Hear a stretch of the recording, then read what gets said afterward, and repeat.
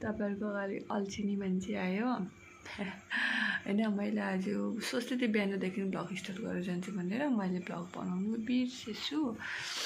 अनि तर चर्चमा गएर त्यो पनि किचनमा काम गरेको बेलामा याद आएको थियो। अनि त्यो पनि भर्दै थियो र मैले भने भाइ भ्लग बनाइदिन भनेर, अनि भाइले भ्लग बनाउनु स्टार्ट गरेको थियो। त्यसको बाद चाहिँ लास्ट चाहिँ मैले एन्डिङ गरिदिएको छु। कस्तो लाग्छ हेरेर बताइदिनु होला है। ल अब हाम्रो यहाँ खानाहरू पक्दैछ हैन यहाँ। अनि रमम चाउचाउ तपाईको स्यान्डविच देखाइदिनु भएको हेर्न सक्नुहुन्छ स्यान्डविच। अनि यो चाहिँ के को लागि आगो खराउनु भएको? ए अब हाम्रो रमम पाक्न आँटेको छ चर्चको विश्वासीहरूको लागि हैन। टाढा टाढा आउनु भएको। ल यति भन्दै राख्दै नर्स पढेर पनि हेर्नुहोस् डिग्री हासिल गर्नु हुँदैछ यहाँ।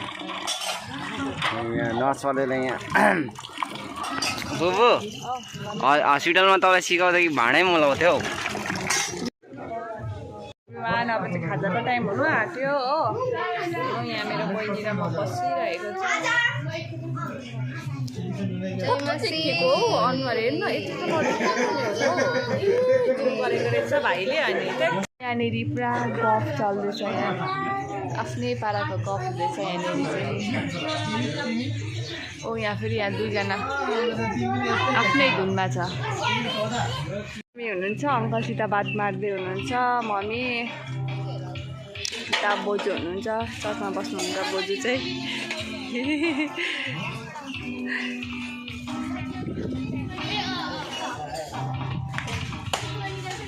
ए यहाँ मेरो दिदी हुनुहुन्छ, भाइ। हाई भन्नु न, मेरो च्यानल सब्सक्राइब गर्नु बताउनु। एकदम सब्सक्राइब चाहिँ हुनु पर्यो नि। इन्स्टा पनि सेयर गरिदिनु मेरो भएर। आज दुध दामी छ बडा, चिया पनि राम्रो भयो। दुध चाहिँ गाईको दुध छ। अर्कै आजको दुध अर्कै थियो त्यो पनि।